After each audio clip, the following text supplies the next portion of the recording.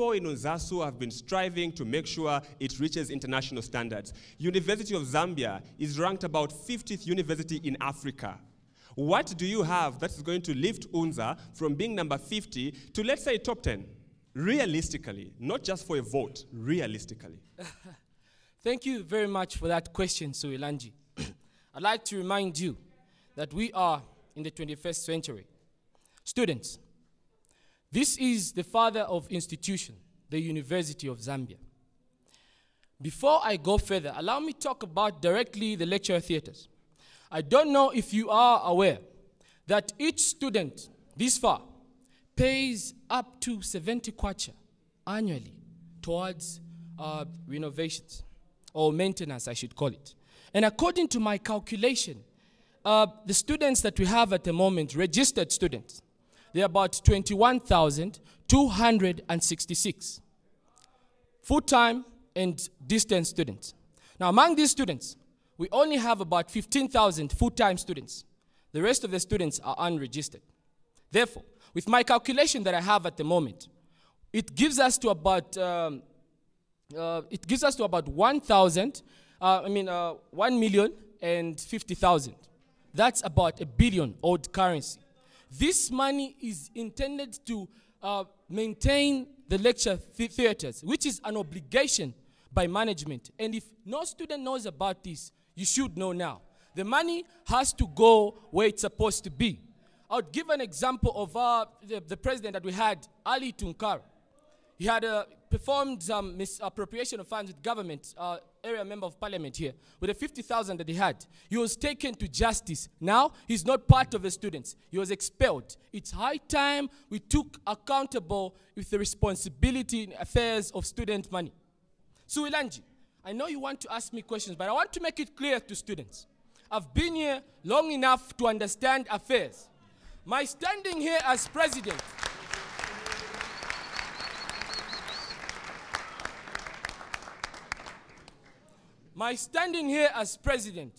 comes with great sign-or-show, hope, comes with great deals of service. We are all humans. We come from different families. I have a family at home looking up to me to give a direction of the country, the initial purpose on which the University of Zambia was built. And this time, the golden change is coming. Thank you. You know what? You're right. I do want to ask you a question. Are you aware that UNZA is home to students with special needs and disabilities? Yes. Then why is your manifesto so quiet? Doesn't even say a word about them. Zero. I'll tell you one thing. I did that on purpose because I wanted you to ask me.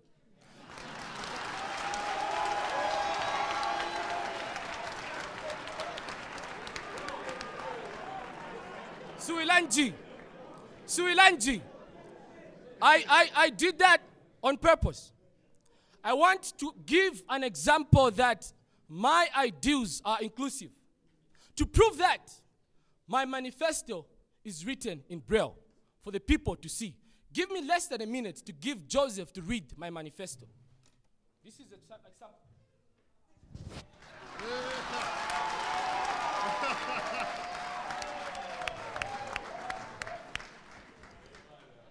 You know what? Let me give Joseph a microphone.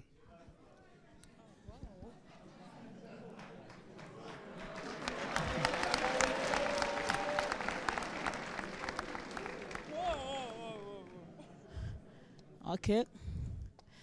Indeed, it's written in Braille, and here it's written, I'll just read the name in the interest of time. Gordon Museteka. Gordon Museteka, School Agriculture, Introduction. The greatest need of the world today is the need. Okay, let me come again. Yeah, it's the need of the greatest opportunity for all. But I can't go through each and every document here because in the interest of time.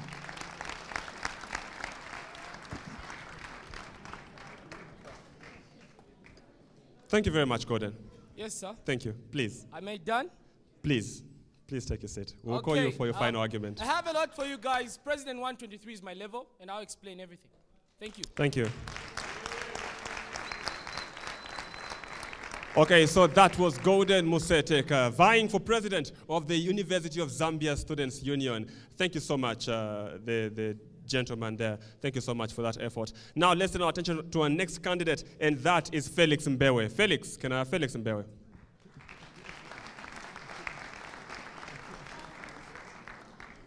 Good evening, Mr. President.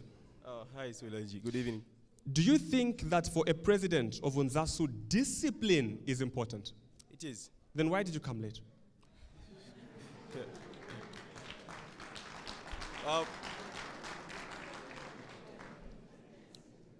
Actually, it wasn't my fault to be late here. It wasn't your fault. So just from there, when things go wrong at UNZASU, it wasn't my fault. When people don't have places to sleep, it wasn't my fault.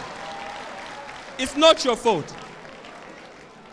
When students demonstrate and break vehicles, it wasn't my fault. When people are beaten, Mr. President, what are you going to do? It wasn't my fault.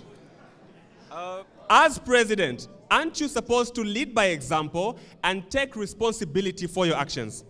Sure. Then why are you failing? It's a different scenario. Don't answer that. What's your priority? Okay, thank you so much, Swilanji. Felix Mbewe, as you said, Swilanji, are my names. Per machine is a slogan. And that implies, it tells a lot about what I want to do. For any person to deliver or to work, you should understand the system. And the University of Zambia is not solely an independent school, but it is under government. Now, being a public institution, what it implies is this. Whatever that happens here at UNZA must be in line with what is stipulated in the government gazette. So, my priorities now are these, Swilanji. To students, the machine, as you know, it's any tool that makes work easier. Therefore, I would want to be that tool that will make your stay here at UNZA easier. But how? That's a question. So, the major duty that we have as unionists or as presidents is to represent students. But the way we can only represent you is knowing what is of interest to you. For example, Swilanji, you just asked me about me being here. That is like a very good thing. I was supposed to be here on time. I won't dwell on that much, but let me get to the nitty-gritty of the matter here. Students and fellow intellectuals, one thing that I would urge you is when it comes to issues that we need to articulate to you, we've seen what has been there before. And I think what is lacking, if you can check almost all our manifestos, they constitute almost the same things through and through. But what is lacking is implementation. So here is a man that can implement. Probably you might be asking to say, how are you going to deliver?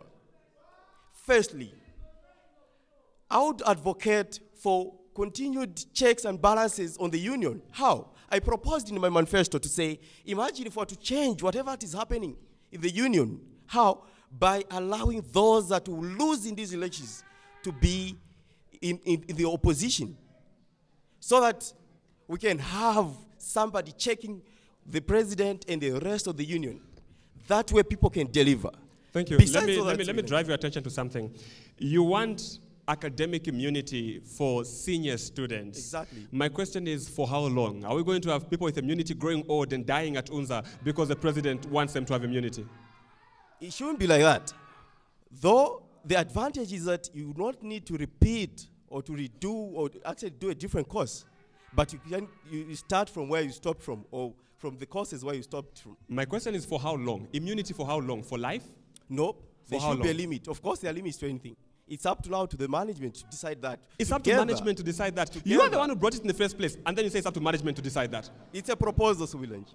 You are proposing. Exactly. So if your proposal is rejected, you give up. I just proposed. You don't actually give up on what you want. You fight and so that you can arrive at a better deal for both students and the management. Okay. The other thing you want is to engage the student alumni and the private-public partnership to solve the accommodation crisis. And you think that this would definitely end the accommodation crisis, involving former students from UNZA and the PPP. So to you, is this a brilliant idea that to solve accommodation crisis that no one has ever thought of? No one has ever thought of it, just you. It cannot be the most brilliant idea, but mind you, right now as we are talking, the government is already in place trying to build hostels. If you read my manifesto so well about that, it tells on how we can actually have as a second alternative. It wasn't so much about constructing hostels, but to allow students or former students that graduated here to take part in the change that we want for UNZA.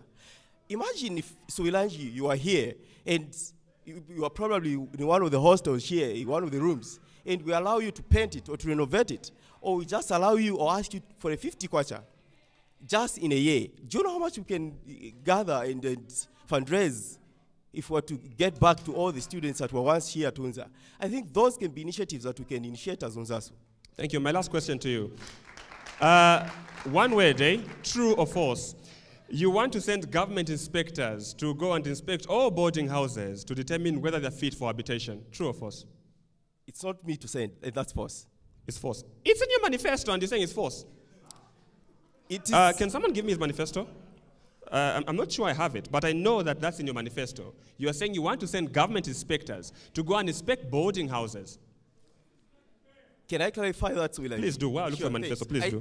Students, if you understand how the laws work here in Zambia, you can bet me.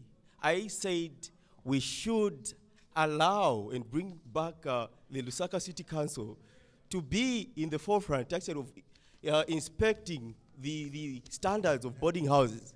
It is not the duty of the union to do that. Our duty is to be there for you students.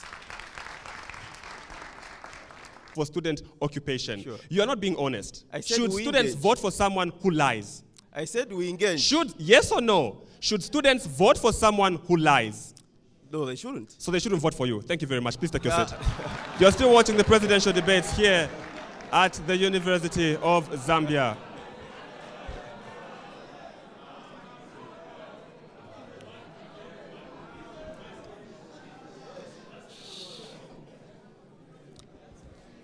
This is still the debate. Please take your seat. You have your chance on your reply argument. Let's now turn our attention to our next contestant for the presidential seat. I'm going to call upon Kapalasa Piri.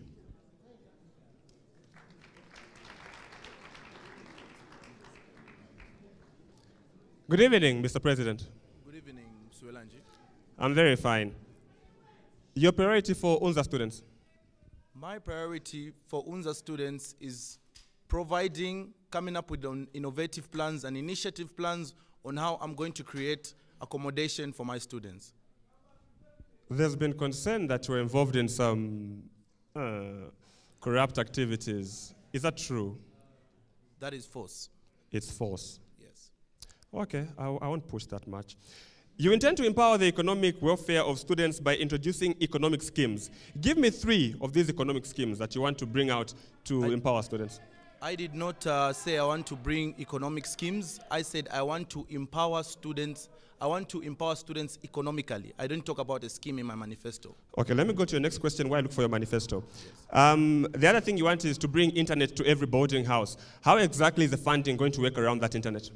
In boarding houses, students are paying over 700 kwacha in Kalundu and in Handsworth. And when you go to Kalingalinga, the students who are paying about 300 kwacha to 400 kwacha. Now, Suelanji, if you come and negotiate with the city council, if we as the union sit down with the city council and come up with rules and regulations to regulate what boarding houses should institute or constitute before they actually called boarding houses, we are going to include a clause that will be an internet clause. And in this clause, we have to make sure that each boarding house, before it's declared a boarding house, should be able to provide internet to the people in the boarding house. Because you see, if you go to a boarding house, let's say with 5 rooms, in 5 rooms, there are about 20 people. in total because there's 4 people in each room. And from one room, you're able to rent a whole house from the money that is paid in one room. So are you telling me a person who is renting out a boarding house can be that greedy as to not provide internet to the students? I think if we put it in our rules, we put it in our regulations, we should be able to agree with the city council and they can bring those, they should be able to bring those rules on board. So that is what I suggest. You denied the schemes. I found your manifesto. This is what it says. As UNZASU president, I plan to improve students' economic welfare by empowering them through various schemes that aim to encourage economic independence of students. Yes. Okay. Should students vote for people who lie? Economic.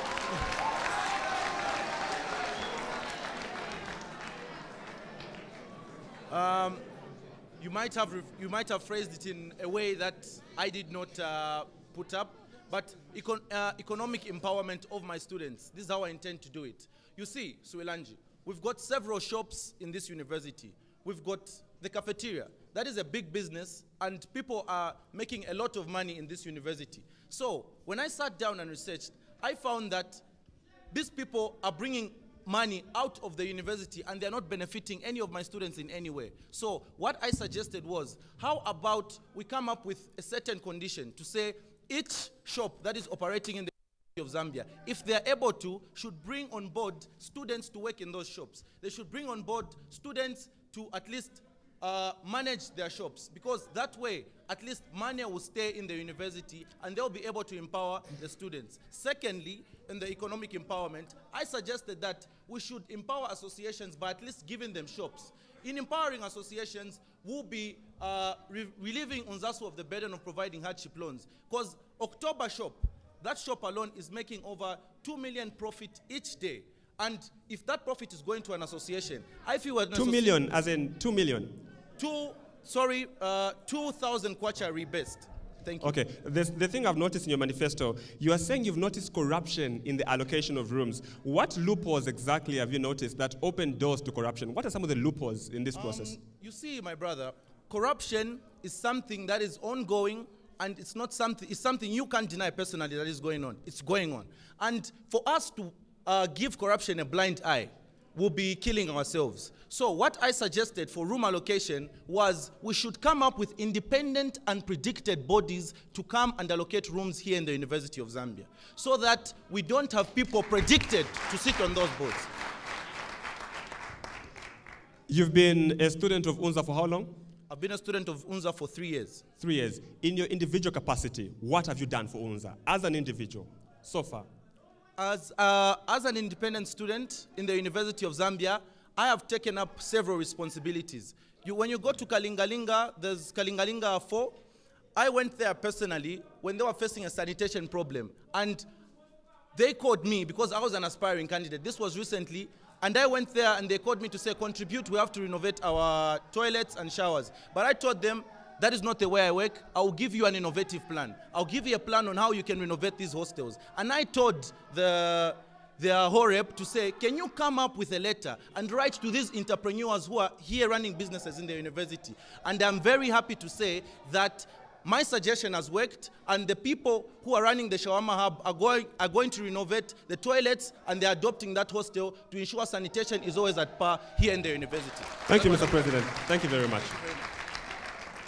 Okay, so that was the other presidential candidate who is vying for a place to be president of the University of Zambia Students' Union. So many students making noise outside shows you that each and every student is making this election their personal business. And each and every one of these candidates must do a very good job if at all they are to get the top seat. Let's go to our next candidate, Shepherd.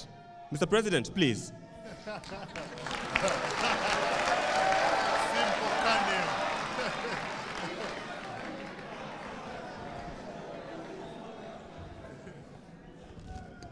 Good evening, Mr. President.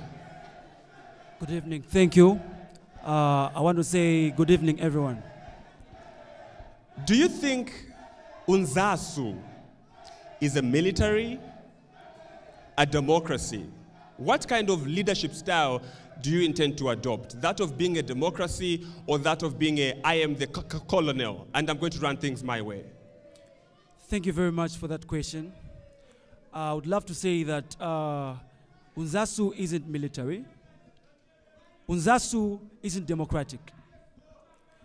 But I, as Simple Kaneo, as I call myself, and my fellow students call me that, I really believe that the University of Zambia Students' Union, I think someone can help me just bring this up because I'm not really comfortable. Please help him with the microphone. We want him to win.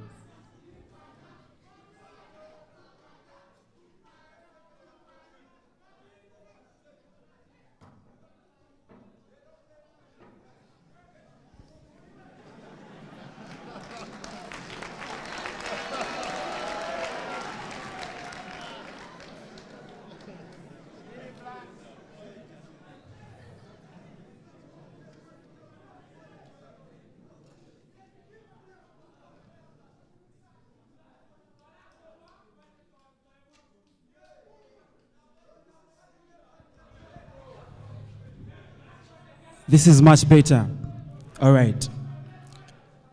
Let me continue as I did not pause.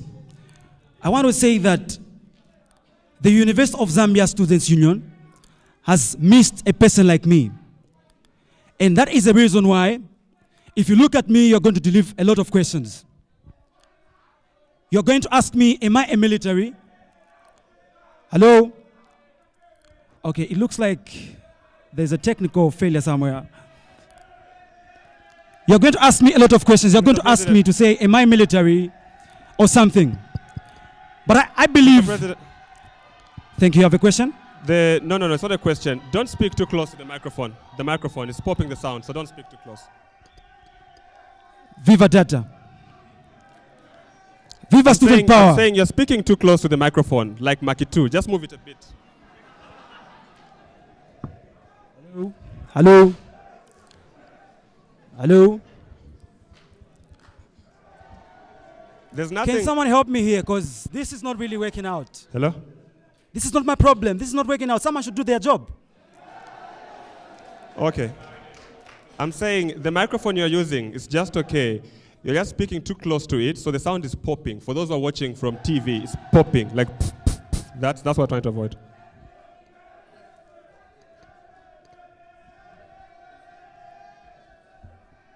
This is what I was waiting for.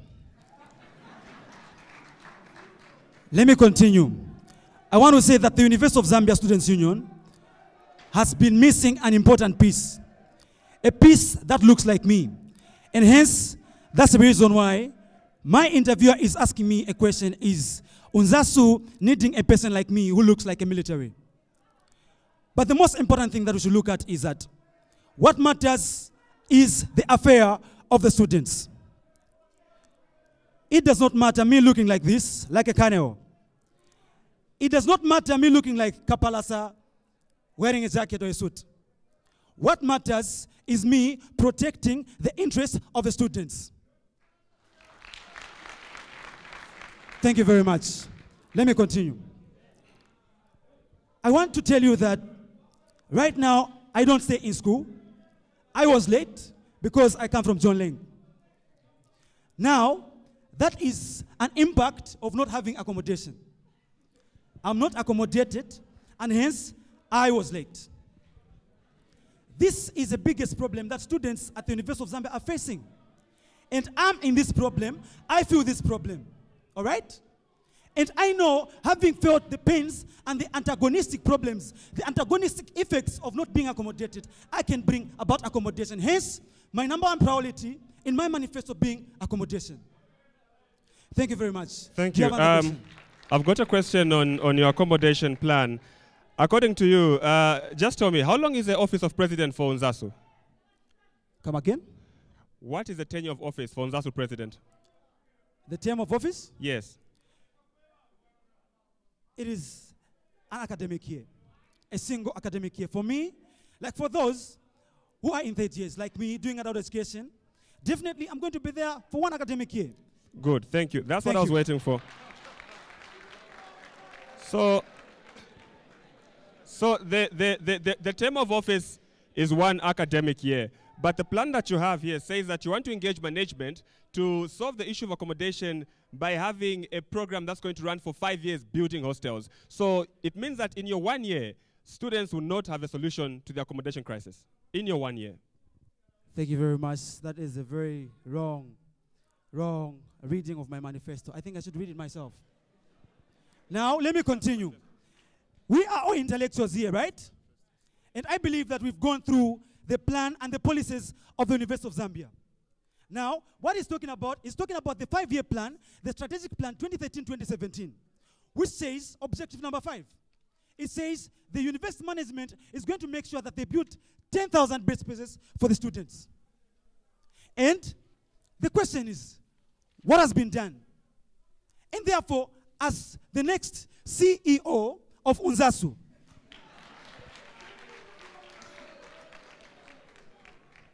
I said in my manifesto that I'm going to work in line with the strategic plan of the management. Because even if we're a pressure group, even if we are a union, we just don't come up with, just from the blues and say, no, we want ourselves. Let's look at what the management has. Let's look at what the environment has for us before we come up with what our thoughts are. And therefore, we are going to be able to work in cooperation with the management. Because that is going to be total confusion. We just come up with something, no, we want this, which is not in their plan. That is the reason why we realize we are weavers. Thank you very much. Thank you. So you say that students coming up with their own policies is going to bring confusion. So there are 10 candidates. Most of these have got their own plans. So when people vote any of these into office, UNZA will be in total confusion. All right, I should give you an example of Zambia. Do you know the reason why, as Zambia, we don't develop? The reason is because every time you have a politician who goes in office, he wants to start his own thing. But the question is, I'll give you an example. Why don't we continue with the previous projects to make sure, because look at, I think I have a manifesto of someone who is in power right now, my outgoing Mr. Sivo. He promised accommodation to the students. So, if I have seen that nothing has been done concerning accommodation and I come, why should I pick something else, leaving something that is very important? That does not make any sense to me. Thank you very much. Thank you very much, Mr. President. My last question to you. When you're sworn in as president, what is going to be the one thing that UNZA students must remember you for, and what is it that's top on your agenda? All right. There's this one man by the name of Hitler.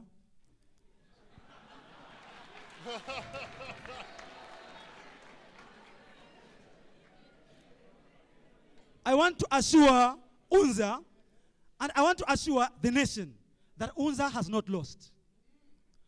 We have just been struck by the November criminals. For those who know history, they know what I'm talking about. We have the solution to our own problems.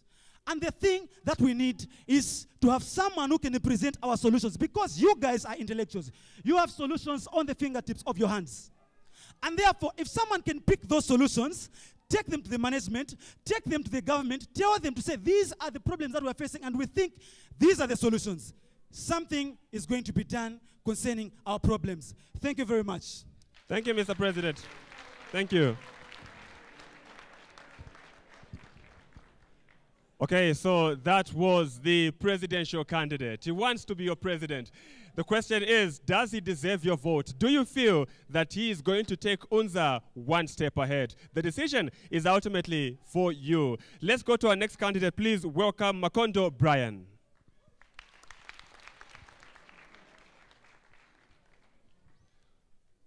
How are you feeling tonight, Mr. President? Sorrow.